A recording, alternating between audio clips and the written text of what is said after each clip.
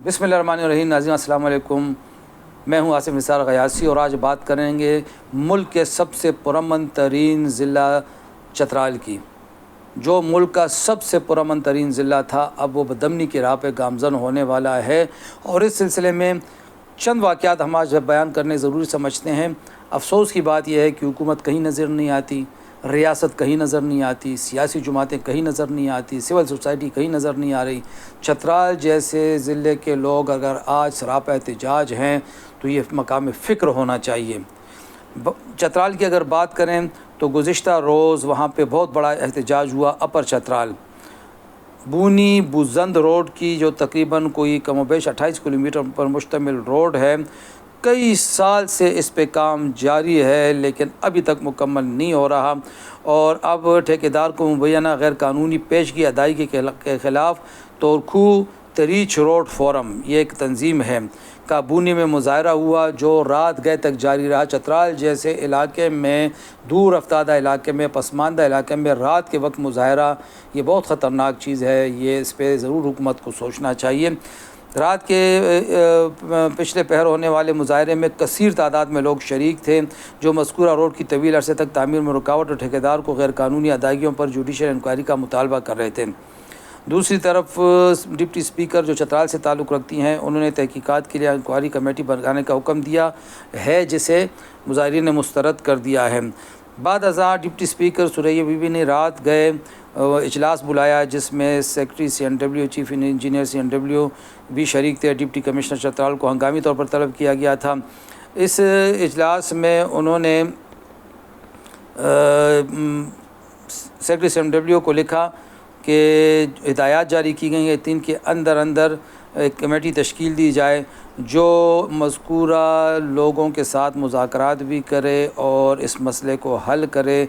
और ये committee मुताल्लिका department के एहलकार, माहिदीन, ज़िली ज़िम्मेदारान और माहिरीन तामीरात पर मुश्तमिल हो।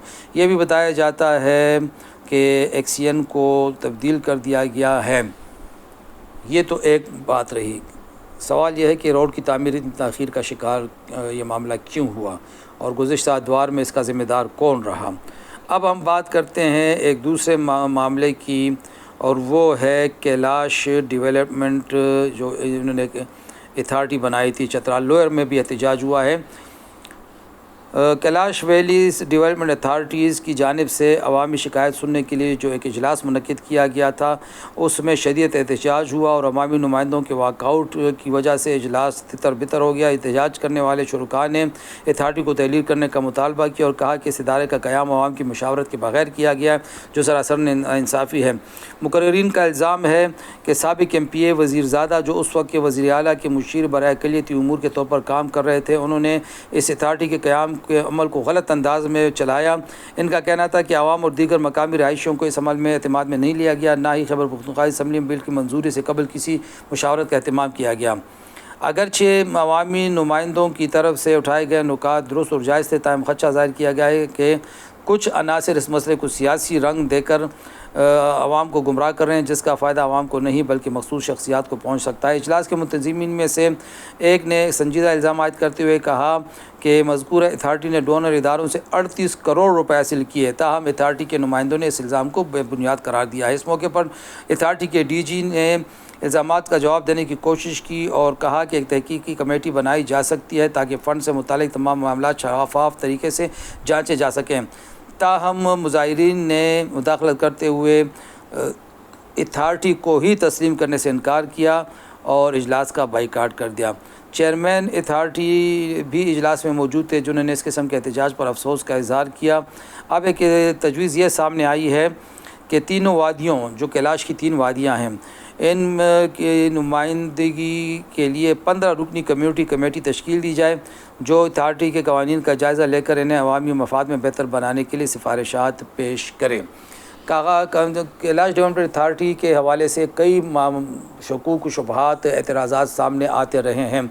बदकिस्मती से खैबर पख्तूनख्वा में Kalam development authority, Kalash development authority, कुमराह डेवलपमेंट अथॉरिटी तो बनाई जा चुकी हैं, कुछ भी नहीं है वहाँ पे, टके का काम नहीं हो रहा। सिफारशी लोग वहाँ जाके प्रोजेक्ट डायरेक्टर बन रहे हैं, वहाँ पे जाके منسٹرز کے رشتہ داروں کو وہاں پہ کھپایا جا رہا ہے اچھے عہدوں پہ گاڑیوں کے اصول کے لیے.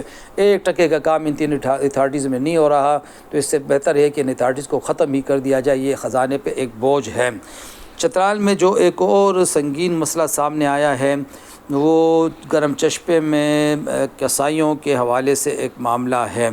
یہ بڑا سینسٹیو معاملہ ہے جس میں اسماعیلی برادری اور سنی جو مسلمان ہیں ان کے درمیان غلط فہمیاں پیدا ہو رہی ہیں.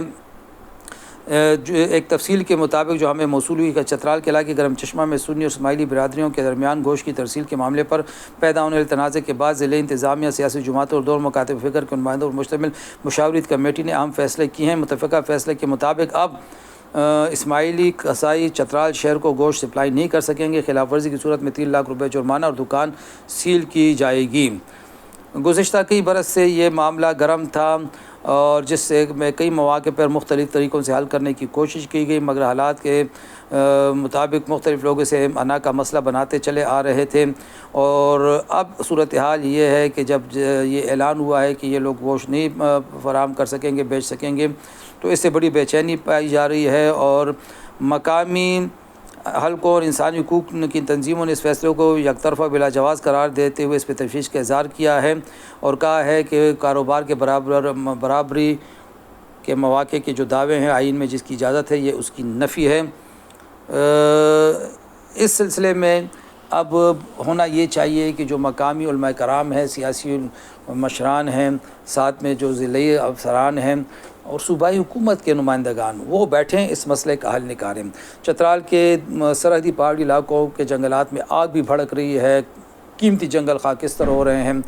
ایسا لگ رہا ہے کہ جان بوجھ کے کچھ عناصر جس میں ہم حکومت کے عناصر کو بھی الزام دے سکتے ہیں وہ چترال جیسے پرامن علاقے کو اب جان بوجھ کے بدامنی کی طرف دھکیلنے کی کوشش کریں. خدا را چترال کی فریاد سنی جائے. خدا را چترال کے معاملات پہ توجہ دی جائے. ملک کے سب سے پرامن ترین ضلع کے امن کو خراب ہونے والوں سے آہنی ہاتھوں سے نمٹا جائے. کوشش کریں گے کہ اگلی ویڈیو میں ہم مزید اس حوالے سے تفصیلات سامنے لا سکیں اور جو ہمارے چترال کے جو صحافی بھائی ہیں ان کے ساتھ بھی گفتگو اس میں شامل کریں گے انشاءاللہ. خدا حافظ.